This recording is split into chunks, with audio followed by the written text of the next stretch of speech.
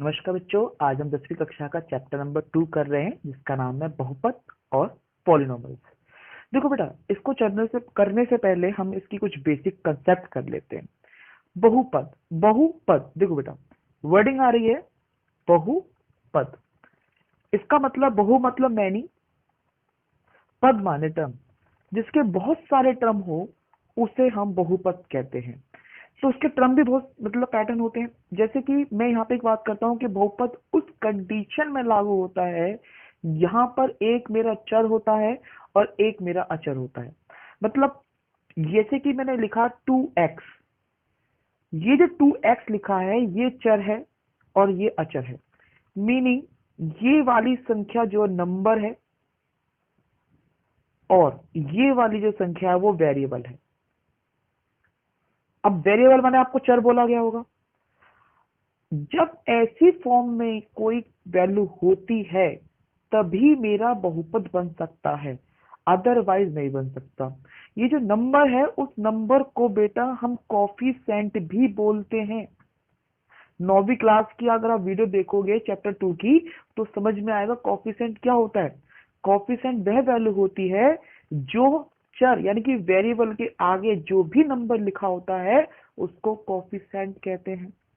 ठीक है बेटा, अब हम जरा ये समझ लें कि बहुपद तो अब पहुंच गए, तो क्या इसके कोई और भी पद थे क्या? हाँ, इसके टर्म के हिसाब से जो पद है उसके हिसाब से इसके बहुत 3 वैल्यू दे रखी है। जैसे नंबर 1 एकल पद, जिसे हम एक पद बोल सकते हैं। एक पद इंग्लिश में इसको बेटा बोलते हैं मोनोपद, मोनोमियल।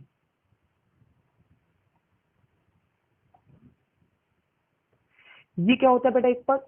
एक पद का मतलब like 2x, 3x, 2y, 5z, इस तरीके से सिंगल वैल्यू अगर होती है तो वो एक पद कहलाता है।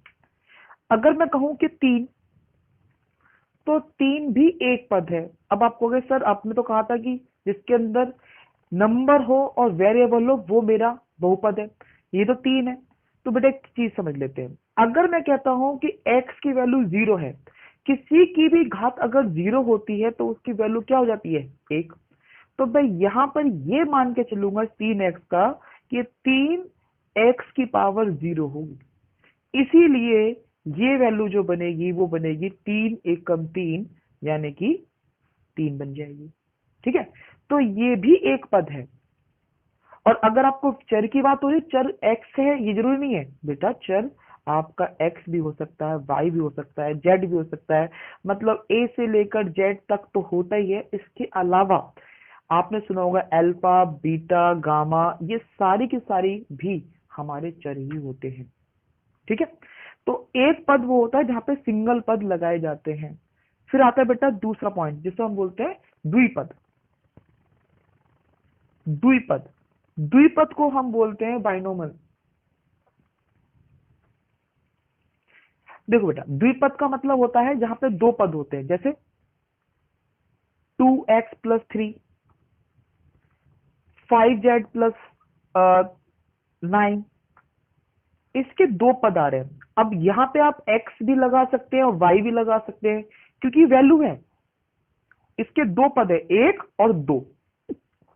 जिसके दो पद होते हैं उसे द्विपद बोलते हैं, चाहे उसमें चर हो ना हो। क्योंकि मैंने कहा आपको भी समझा दिया कि 9 जो है इसमें भी चर है, यहाँ पे हम किसी की वैल्यू जो है पावर 0 मान लेते हैं।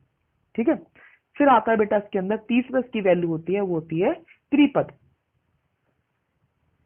अब त्रिपद का मतलब यहाँ पे 3 वैल्यू होगी। जैसे 3x plus 2y plus 4z, ये त्रिपद है, इसमें 3 चर है तो ये भी त्रिपद होगा। 2x प्लस 3x माइनस 5, ये भी त्रिपद है क्योंकि इसके 3 पद हैं, 1 2 3। बट अभी हम एक चर वाला बहुपद क्या होता है बेटा? एक चर वाला बहुपद वह बहुपद होता है यहाँ पे सिर्फ एक ही वेरिएबल को यूज करा जाता है, ओनली सिंगल वेरिएबल। आप कहोगे सिंगल वेरिएबल मतलब? वेरिएबल तो बेटा कुछ भी हो सकता है। वेरिएबल मैंने बताया था कि बेटा ए से लेकर जेड तक आप कुछ भी यूज कर सकते हो, वो हमारा वेरिएबल होता है। पर हम सिंगल वेरिएबल यूज करेंगे। या तो पूरे समीकरण में x होगा या y होगा या z होगा एक ही फॉर्मेशन में, लाइक दैट ए एक्स का square plus b x plus c. ये ध्यान से देखो, इसके अंदर जो वेरिएबल यूज हो रहा है वो सिर्फ एक्स ही हो रहा है। तो ऐसे समीकरण को हम एक चर वाला बहुपद कहते हैं। अब बेटा एक चर वाले बहुपद के जो प्रकार होते हैं, जो एक चर वाले बहुपद के प्रकार होते हैं वो घात के हिसाब से रखे जाते हैं बेटा। जितनी घात होती है उतने ही हम बहुपद का नाम अलग अलग पढ़ते हैं। तो जो प्रकार है किसके, बहुपद के प्रकार है एक चर वाले,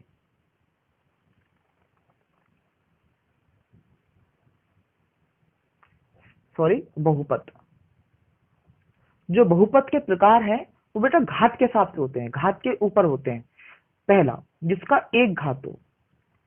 अब एक घात वाले को क्या बोलेंगे हम, एक घात वाले को बोलते हैं रेखिक बहुपद या रेखिक समीकरण, आप जो भी आप बोले उसको कर सकते हो, जिसे हम लीनियर पॉलिनॉमियल्स बोलेंगे। इसकी जो फॉर्म होती है वो होती है बेटा ए एक्स प्लस बी की फॉर्म में होता है। किसमें होता है, ए एक्स प्लस बी। जैसे 3x प्लस 5 ये एक घात है तो उसे रेखिक बहुपद बोलेंगे। या 2y प्लस 3, अब देखो इसमें y आ गया है तो y तो पूरे में एक ही है ना, तो इसलिए इसको एक घात बहुपद यानी कि रेखिक बहुपद कहेंगे। ठीक है, फिर आता है बेटा दूसरा पॉइंट जिसे बोलते हैं द्विघात। अब द्विघात बहुपद जिसे बोलते हैं, द्विघात बहुपद जो होता है बेटा इसको हम दो घात ही बोल सकते हैं, इंग्लिश में भी हिंदी में यही बोलते हैं इसको। इसकी इंग्लिश है बेटा क्वाड्रिक। ठीक है, क्वाड्रिक पॉलीनॉमियल। अब बेटा ये जो फॉर्म होती है इसकी फॉर्म आती है a x square plus b x plus c form में। मतलब यहां पे पहले जो पावर है वो स्क्वायर जो लगी हुई है उसकी पावर 2 है, जो सबसे बड़ी पावर है उसको हम उसकी घात बोलते हैं, तो ये एक स्क्वायर हो गया। तो ये वाली जो है वो द्विघात समीकरण है और इसकी फॉर्म ऐसे होती है बेटा जैसे 3x square plus 5x plus 6। ठीक है, अब जरूरी x ही हो, वहां पे कुछ और भी हो सकती है, जैसे 2t square plus 5t plus 6। तो ये फॉर्म भी आपकी द्विघात एक चर वाली ही बहुपद होगी। ठीक है, हम जो दूसरा चैप्टर करेंगे उसमें एक चर वाले ही पढ़ेंगे। और इसमें तीसरी जो वैल्यू आती है वो होती है त्रिघात। अब त्रिघात आप समझ गए होंगे, त्रिघात बहुपद वो होती है जहां पर आपके पास 3 घात लगी होती है, जिसको हम बोलते हैं क्यूबिक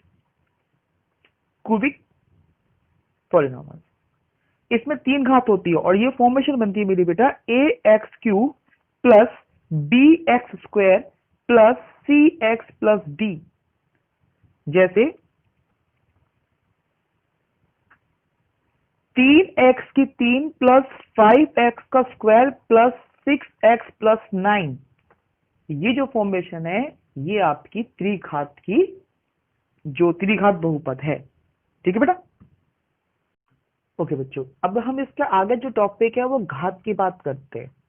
अब घात क्या होता है, किसी भी समीकरण में जो सबसे बड़ी घात होती है वो उस समीकरण की घात कहलाती है। जैसे मैंने क्वेश्चन लिया 3x square plus 5x plus 6, इस पॉइंट में जो घात है वो सबसे बड़ी घात कौन सी है बेटा, वो है 2। तो यहां पे घात बराबर हो जाएगी 2।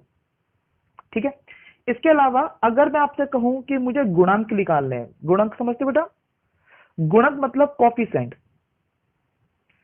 अगर मैं कहता हूं कि मुझे एक्स स्क्वायर का कॉफिशिएंट निकालना है तो एक्स स्क्वायर का कॉफिशिएंट का मतलब होता है कि एक्स स्क्वायर के आगे लगी हुई जो संख्या है उसको हम उसका कॉफिशिएंट बोलते हैं। तो एक्स स्क्वायर का गुणक बराबर हो जाएगा बेटा 3। तो ये चीज हम ऑलरेडी 9वीं क्लास में सीख चुके थे गुणक वाली, पर घात की बात कर लेते हैं। घात वो होती है जो सबसे ज्यादा बड़ी होती है उस समीकरण के अंदर। जैसे मैंने क्वेश्चन लिया और 5x की 3 प्लस 6x का 9 प्लस 2x स्क्वायर प्लस 4 ये मुझे दे रखा है। इस पूरी समीकरण में सबसे बड़ी घात कौन सी है बेटा? 9। तो इसमें ये 9 घाती बहुपद हो जाएगा। समझ में आ गया? अब बेटा बात करते हैं अरेंजमेंट की, यानी कि व्यवस्थीकरण करने की। व्यवस्थीकरण को हम कैसे करेंगे बेटा? व्यवस्थीकरण हमेशा हम इस पैटर्न में करते हैं। आपने समीकरण देखा होगा कि हमने करा कि ax की क्यूब प्लस 4x की स्क्वायर प्लस 3x प्लस 2, यहाँ पे 3 2 1 0, क्योंकि आपको ये पता होना चाहिए कि जब मैं खाली 2 लिख रहा हूं तो यहाँ पे जो x की पावर है वो हिडन है, 0 है, और किसी की पावर अगर 0 होती है तो 1 बन जाती है। इसलिए यहाँ पे मैं सिर्फ 2 ही लिख रहा हूं। और अगर मैं इनडायरेक्टली बात करूं तो कह सकता हूं पावर जो है 3 2 1 और 0 है। ठीक है, तो इसका व्यवस्थीकरण कैसे करेंगे? क्या ये व्यवस्थीकृत है? नहीं, ये बेटा व्यवस्थीकृत नहीं है, क्योंकि यहाँ पे पावर पहले 3 दे रखी है, फिर 9 दे रखी है, फिर 2 दे रखी है, फिर 4, मतलब कोई नहीं, 0 दे रखी है। तो इसको सही तरीके से व्यवस्थीकरण करेंगे तो वो बैठेगी 6x की पावर 9 प्लस 5x की पावर 3 प्लस 2x की पावर 2 प्लस 4। हमें किसी भी समीकरण को अगर व्यवस्थीकरण बना के लिखना है तो मुझे पहले बड़ी पावर, फिर से छोटी, फिर उससे छोटी, फिर उससे छोटी करके लिखना पड़ेगा। ठीक है, तो आपको यहाँ पे घात और गुणक में समझा दिया। अब जैसे मैं यहाँ पे बोलता हूँ कि x3 का गुणक क्या है, तो आपको हो गए 5 है, और x9 का वो 6 है। ठीक है।